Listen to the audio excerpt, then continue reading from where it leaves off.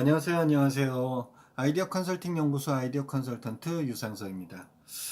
아이디어 365 시간이고요. 오늘 여러분들하고 이야기할 아이디어 소스는 맥주에 대해서 이야기를 하려고 합니다. 세계 2위 브랜드 맥주 회사인 밀러라고 하는 브랜드 알고 계십니까? 이 밀러라는 브랜드가 맥주의 불모지라고 하는 대륙이 있는데 그게 아프리카랍니다. 아프리카인데 2000년도서부터 이 아프리카 시장의 밀러 브랜드, 밀러가 그 아프리카 지역에 그 나라에 맞는 이 맥주를 생산해내게 되는데 이때 그냥 예를 들어서 밀러 측에서 아프리카로 뭔가 그 재료를 가져가서 맥주를 생산하는 게 아니고 그 지역에 나는 특용작물들을 이용해서 그 나라별로 그 재배되는 특용작물을 이용해서 그 특용작물을 재배하는 농민들, 그 아프리카에 있는 소농민들을 협업을 해갖고 그 원료를 새롭게 개발을 해서 맥주를 만드는 그런 작업들을 해갖고 성공한 사례들에 대해서, 성공해 가고 있는 사례에 대해서 이야기를 하려고 하는 겁니다.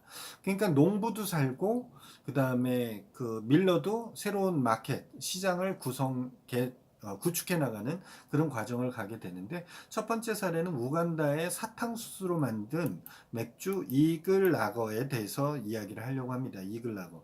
아프리카 사람들은 하루에 그 맥주가 암만 싸게 저거한다 그래도 1달러 정도 이상이라고 그럽니다. 그런데 아프리카 사람들이 거기서 생활을 하면서 버는 돈이 1달러가 안 된다는 그런 부분이니까 벌어갖고 맥주 사 먹을 사람은 없겠죠. 그러니까 수요가 창출이 안 되다 보니까 불모지라고 거의 이렇게 치부되어 있는 상황인데 여기도 혁신적인 아이디어들이 들어가는 거죠. 그렇죠. 스님한테 비 팔아라 그러면 머리가 없는 스님한테 어떻게 빚을 팝니까? 그렇죠? 그럼 아프리카에 가서 난로 팔아라라고 하는 거죠. 그 더워 죽은 날에 난로를 팔면 팔리겠습니까?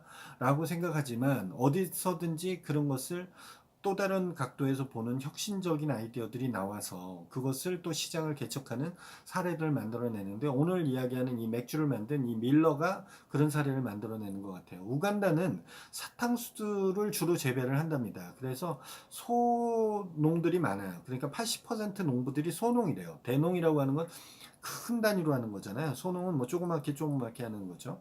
그 이 중에 밀러가 8천여 가구 농가하고 계약 재배를 해서 이걸 이제 사들이게 되는 겁니다. 그랬다 보니 실제로 1kg당 사탕수수를 150원 정도에 사줬는데 이럴 경우에는 연간 280달러 정도의 수익이 생겼대요. 그러면 우간다의 그 당시 1년 1인당 GDP가 238달러였다고 하니까 이 사탕수수의 8,000군데는 이 공급하는 8천 농가는 GDP보다 높은 저걸 가져가니까 일단 삶의 영위가 좋아졌겠죠. 그렇죠.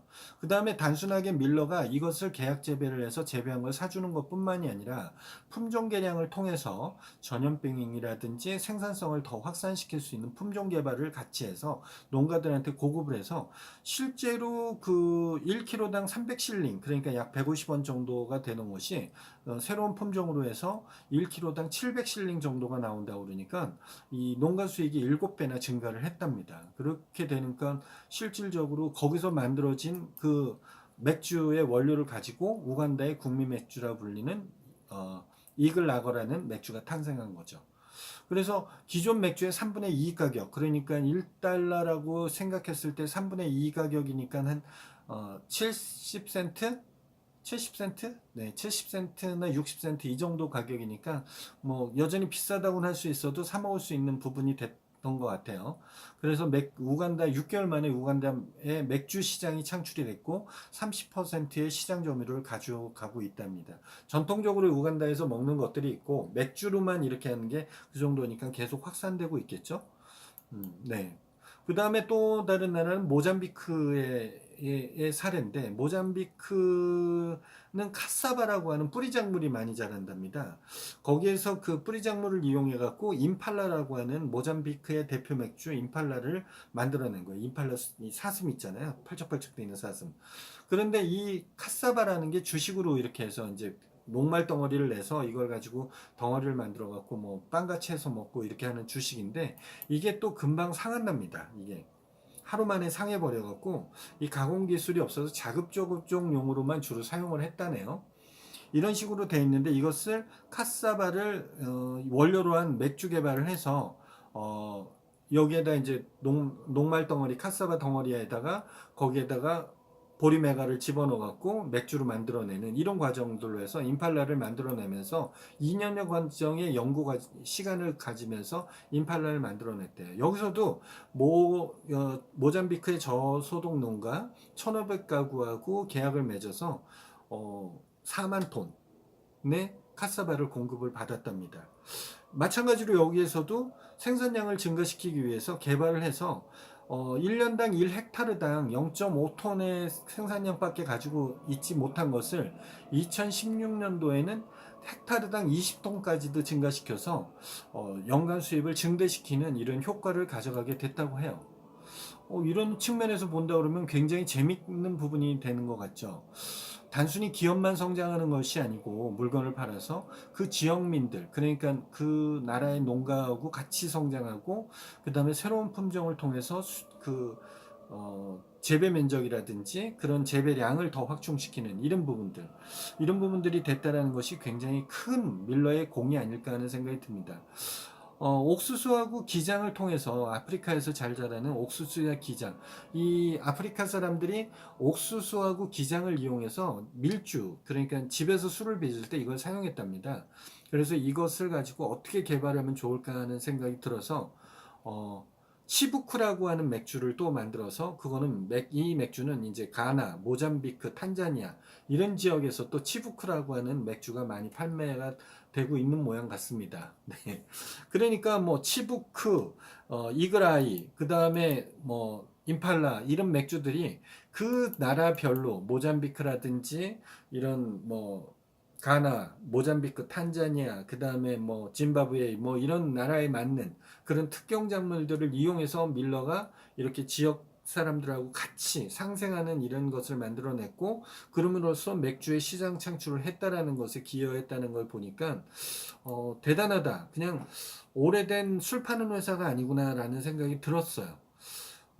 이게 어떻게 보면 사회적 통합 아니겠습니까? 이런 것들이 기업들이 돈도 이윤 추구를 해야 되는 건 당연한 거고 이윤 추구를 하지만 단순하게 기업만 생존하는 것이 아니고 그 나라의 사람들과 같이 생존할 수 있는 거 그러면서 저변화가 돼서 상품이 더 팔릴 수 있는 거 이런 것을 만들었다는 것이 단순하게 뭐랄까 시장만 창출했다라는 뭐 이런 기업들의 아주 부정적인 것들 있잖아요. 그런 것들만 하는 것보다는 좀 더 나아졌다는 생각이 들어요. 아까 뭐 제가 6, 70센트 얘기했는데 56에서 58센트 수준이라니까 기존 맥주의 한 반값 정도래요. 더운 나라에서 뭐 냉장 시설이 있어서 시원한 맥주를 마신다면 우리도 맥주 마실 때 샤워를 하고 난 뒤나 내지는 더울 때 시원한 맥주 생각이 있지 않습니까? 그런 것처럼 이렇게 더운 기후가 일상화되어 있는 아프리카 같은 데에서 맥주가 저렴하게 마실 수 있는 가격대로 떨어지고 그런 또 사람이 마시면서 뭔가 즐거움을 느낄 수 있으면 얼마나 좋을까. 밀러라는 회사가 제일 목적성 있게 잘하지 않았나 하는 생각이 드네요. 술 파는 회사가 단순히 술만 파는 제조 유통을 하는 것이 아니라 그 나라에 맞는 새로운 브랜드를 만들어낸다. 그 나라 사람들 입장에서 보면 참 즐거움 아닐까요? 저는 그렇게 생각이 들어요. 새로운 것이 들어왔는. 그리고 또 여러분들 그런 것도 아시잖아요. 코카콜라라는 것이 브랜드가 코카콜라라고 돼 있지만 실제로 그 코카콜라가 그 나라마다 다 다르다는 거 아세요? 그 나라마다 그 코카콜라 맛이 다 다르답니다. 그 코카콜라가 그 나라에 나가서 출시를 할 때는 그 나라 민족이 좋아하는 그런 맛으로 변형을 시킨대요. 역시 톡 쏘고 이런 맛, 이 탄산기나 이런 것은 코카콜라만의 독창적인 거니까 여전히 갖고 있고 트레이드 마크인 코카콜라 병의 상징성은 가지고 있지만 그 맛에 대해서는 나라마다 다르다는 게 있죠. 밀러가 추구한 게 어떻게 보면 그런 부분 아닐까요? 그 지역에 있는 생산되는 양산이 되고 있는 그런 것을 가지고 농가에서 만들어지는 농작물을 가지고 그것을 기존의 방식이 아닌 맥주 만드는 방식이 아닌 그 지역에 맞는 방식으로 바꾸면서 시장을 창출해서 시장이 성장할수록 농가의 수익과 같이 참여하는 농가가 증대돼서 기대 수익들이 높아지는 것들. 굉장히 베스트한 뭔가 행복한 프로세서를 가지고 있다는 생각이 들어서 굉장히 좋다는 생각이 듭니다. 우리나라에 뭐 옥수수 박사님 예전에 계셨지 않습니까? 그런 분이 옥수수가 그 못 사는 나라에 옥수수를 가져다 주면 그것으로 인해서 먹고 사는 게 좀 더 용이해지는, 우리나라도 예전에 그랬고 북한에서도 그런 부분들이 있었고 이런 부분들이 있는 것처럼 그런 부분들만 생각했는데, 단순히 옥수수를 가지고 또 뭐 음식으로 만드는 것도 좋지만 이건 음식은 아니지만 뭐 먹으니까 음식이라고 할 수 있겠지만 술이 주식이 될 수는 없지 않습니까? 그건 주식이 되면 알코올 중독자죠. 그렇죠? 그런데 어쨌든 그 술이라는 것을 가지고 이렇게 할 수 있다라는 것이 대단하다는 생각이 들어요. 기호성 음식이지만 그 기호성 음식으로 인해서 이 아프리카 주민들이 느낄 수 있는 어떤 느낌? 느낌이라고 표현해야 될까요? 그런 것들은 굉장히 좋았다고 생각이 듭니다. 저도 밀러를 지금은 프랜차이징이 많이 없고 지금 뭐 편의점에도 굉장히 다양한 세계 맥주들이 있기 때문에 밀러 맥주를 먹은 지가 오래됐지만 어, 밀러라는 회사가 다른 회사, 주류 회사 브랜드보다도 잘하고 있구나. 역시 글로벌 기업이구나 하는 생각이 다시 들어서 밀러라는 브랜드에 대해서 좋구나. 오늘 저녁에 밀러라는 맥주 한 잔을 마셔볼까 하는 생각이 드네요. 이런 것으로 공유 가치를 밀러와 농부들이 만든 공유 가치는 지표로도 만들어졌는데 우간다에서는 일자리가 4만 4천 개나 늘었고요. 세금이 7,880만 달러, 그러니까 총 세수의 4.2%를 차지를 했고, 부가가치 창출이 2억 달러나 된대요. 우간다 GDP의 1.2%나 됐답니다. 가나에서는 일자리가 1만 7,600개나 만들어졌고, 부가가치가 1억 7천만 달러.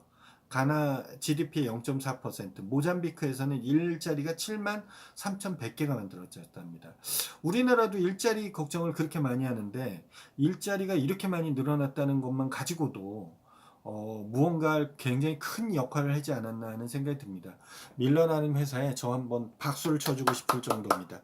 여러분들도 한번 관심 가져보시면 좋을 것 같고요. 아프리카 가면 아프리카의 맥주 꼭 먹어보고 싶다라는 생각이 듭니다.